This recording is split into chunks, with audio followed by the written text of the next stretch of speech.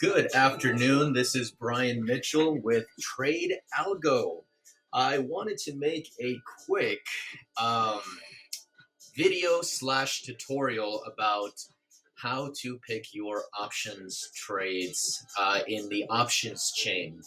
So this can be done directly on the platform. I used to use Yahoo Finance to find out what strike price costs what, how many contracts are floating around. And when using the dashboard, there is a video on how to use the dashboard in the rules. In my let's go here first. In the day trade with Brian chat, that's where I give out a bunch of day trades. The riskier ones are going to be here. The safer, more conservative, slower approaches are going to be here. But if you scroll down here, rules from the analyst, you click view all rules. This has a myriad of information on position sizing. That's rule one. How to turn on the sounds for the trade board. More importantly, all the master classes, lessons, trainings, and what you can find in there. Supply and demand, the live options flow and how Ross and Eric use it, how Ross uses the VWAP, another one of our esteemed traders, getting set up on Webull, on Thinkorswim, Eric's class on how to use dark pool prints, and this is going to be in there as well, how to use the options chain. So know that there is a lot of information in here. So you just got to click on this red and find that there. Very simple rules to follow my trades specifically for my style. Lottos can go worthless. A lot of people sometimes size way too big on lottos, and I urge a lot of caution when getting lottos. Obviously, please don't jump in for fear of missing out, and you guys can, obviously take gains whenever you see them, and all the frequently asked questions like, Brian, how do I use the dashboard? So once you've watched this video, and more importantly this video, when there's indecision on the dark pools, because billionaires, banks, and hedge funds, guys, they don't have to trade every day. It's great when we can catch a trending day going up all the way from 9:30 Eastern all the way up to 4 p.m. or trending down. You'll know when dark pools are relatively flat and relatively quiet. So this video is equally as important as this video. Please watch both by clicking on them. But once you've become accustomed and acquainted to the master classes and how to use the dashboard, I think these are both live on when I used it. This is a little bit shorter than this one.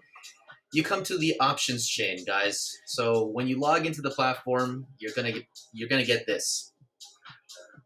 Actually, you're going to get training with Dane. But if you click on the dashboard right here, see where I'm waving my mouse on the left-hand side, you should see the dashboard. And let's say, for instance, I know it's a trending day to the upside. Let me just compare really quick. Assuming this is the first hour of the day where the dashboard works best. Large caps, we have an outlier here at 8%, 3, 2, 2, 2, 2, 1, 1, 1, 1. Let's see what the red side looks like. A bit of an outlier, 2, 2, 1, 1, 1, 1, 1, 1. Yeah, green side is slightly outpacing the red side, so it's a little tough to tell that it's a trending market in favor of the green, but let's just say you make that distinction. So you click on the trending up, and then you think to yourself, okay, like Brian taught, he looks at the top three. Obviously, I want to focus on the tickers that I recognize the most. And in my rules under FAQ number 1, guys, this is pretty much what I'm making in video format, when to check the options chain. So we're going to go through these one by one, and let's just do it manually. Let's just say I want to take a look at coin in the first 15, 20 minutes of the market open. I can tell it's a little bit of a green day. Out of coin, DGX, and CELH, that's the one that sticks out to me like a sore thumb. So I go here where it says options and then options chain. Everybody see how I did that? Go to this left column right here and go to the one that says options. Then scroll over to options chain, and we're looking at coin at the very top of the large caps, right? And we're going to type in the symbol for COIN for Coinbase, and then click it. This will automatically show you the nearest expiration date. For the tickers that have monthly expiration dates only and they don't have weekly, it's going to show you the nearest expiration date automatically. So you can change the expiration date to whatever you'd like. This one has weekly expiration dates, meaning we're going to have whatever expiration date you like. Let's just say, for instance, today. You automatically is going to show you calls and puts, but you can just, let's just say you want to look at puts. You click on puts specifically, exclusively, and then calls. Because it's on the green side of the board, we're going to be looking for calls if you saw the video on how to use the dashboard. Now, the three things that I always tell people to do, I typically will look at the option chains first once I am set on using something. And this doesn't have to be trades off the dashboard. You can be looking at something based on technical analysis. I want to see that the spread, which is the difference between bid and ask, is 5 to 10 cents or less. So let's do that. Here is the bid and here is the ask. Let me actually get on my drawing tool. So the difference between bid and ask, we're going to make those calculations right now. And let's just say I want to look at the 62 call. The difference between the bid and the ask, 26 cents and 31 cents, is a grand total of 5 cents. Does that hit our criteria, or the one that I would humbly recommend to you so that you don't lose more money than you should? Brian says 5 to 10 cents maximum. Okay, so far so good. That part is buenas noches. Pretty good. Oh, we're looking at the wrong one. My apologies. So this part is a 4-cent spread now, or 2-cent spread. We can make that a 2. Difference between 29 and 30. Now it's a 1-cent spread. So this is pretty good. I like the difference between bid and ask. It's relatively thin. The thinner, the better. SPY trades at a 1 or 2 cents difference, and we're going to get into why that's important on a different ticker. But so far, our first requirement has been met. Now, what is the next one?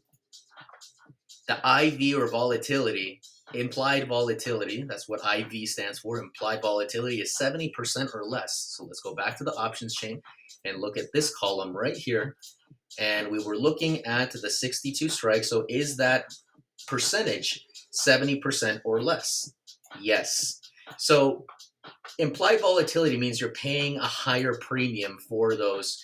And usually I try to stay away from tickers. I do trade sometimes, as long as the bid and ask, which is probably the most important one, is, relatively thin. Implied volatilities of 200, 300, 400, 500, I stay completely away from, because they're just really, really, they're expensive contracts. The premium is super pumped and juiced. So I kind of just, want to stick to the ones where the implied volatility, my contracts can appreciate better. Does that make sense? So our second requirement is met. Fantastic. And lastly, you'll get good at this through repetition, guys. Open interest is at least 200 or more, which means we want to make sure there are some contracts floating around. And we do see 3,256 contracts of open interest floating around. Sometimes people will pick, contracts where there's only 2 contracts floating around in the entire United States. That would be a no-go. Even 200 is a little bit on the low side, but that would be my bare minimum. And you kind of want to just make sure that there is some volume to go along with it, but this one is a little bit more important. So the difference between bid and ask is about 1 penny. That is super fantastic. I give that 5 stars. I love the difference between bid and ask. We have a relatively low implied volatility. I give that one 5 stars as well. And we have a lot of volume and a lot of open interest. So this is a perfect options chain. This is a perfect options chain for a coin, right? Let's just say, on a different example, we're not so lucky, because a lot of people will buy the contract first without looking at the options chain. So for this next example, let me go to the dashboard one more time, and let's assume again that it's the first hour of the day, relatively early, and we figure out that it's a green day and not a red day. And let's assume, for conversation purposes or for demonstrative purpose, that coin does not exist. So the next one in line that has the most importance, this is a hierarchy of importance, is DGX. This one has, I typically don't look at this, that's covered in my options chain, in my dashboard tutorial. So I'm kind of assuming we've watched that already. And let's just say DGX is at the top of the list. That's the first place horse that's winning the race. And DGX, I immediately go to the options chain and type in DGX. Let's let that load. Quest Diagnostics. It's on the green side of the board, so we want to look at calls. And let's see if those are met, right? Our conditions are met. So using the option chain, I typically want to make sure the difference between bid and ask is 5 to 10 cents. So let's just say I want to go a touch out of the money. In the money is the purple, out of the money is white. The further you go out of the money, the more risk you're taking because you want the price to pass your strike price, right? So this is less risk, this is more risk because the different you want this price to pass 150, and that's you're pretty much hoping that the stock moves $6.30. That's a big amount, and then obviously these are super cheap because the stock would have to move $11.30. So you're taking more and more risk the further out of the money you go. I typically will go in the money if it makes the most sense, or slightly out of the money. These are usually my top two, depending on what the options chain looks like. So let's just make sure our requirements are met. Let's just say we're going a touch out of the money in the white, and the difference between bid and ask, so these two columns right here, this is a 30-cent spread. This is the first thing I do before buying any contracts. Now, more than likely, you're going to get this crappy price right here, and you're going to buy your contract for $2, which is a $200 premium. Now, let's just say the stock starts tanking and starts doing a little bit of this, and you bought calls. You are under the impression it was going to go up, and the stock starts doing this pretty rapidly. So you go to sell. You think you're going to get your $2 back because you're selling 10, 20, 30 seconds later.